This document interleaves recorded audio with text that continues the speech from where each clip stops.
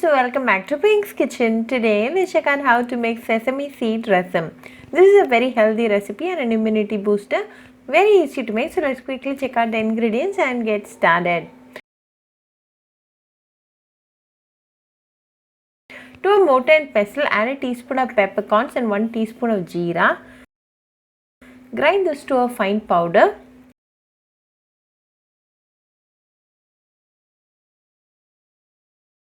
Now to this add 10 garlic pods, few curry leaves and 1 green chilli. Crush them well.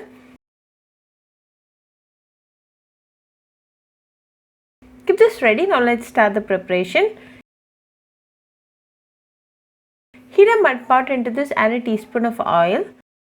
When the oil is hot, add quarter teaspoon of fenugreek, a teaspoon of sesame seeds. Allow them to splutter.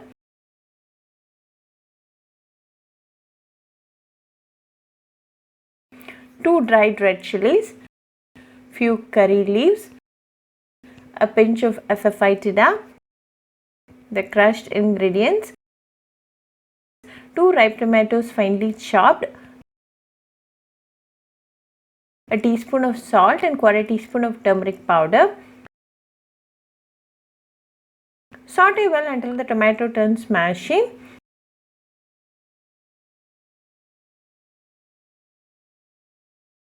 Now the tomato is cooked well, so go ahead and add half cup of tamarind juice and 2 cups of water.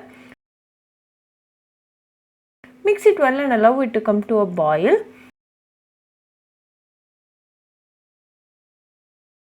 Once it starts to boil, off the flame and add few chopped coriander leaves. Now our delicious sesame seed rasam is ready. Serve it nice and hot with some steamed rice and enjoy with your family and friends.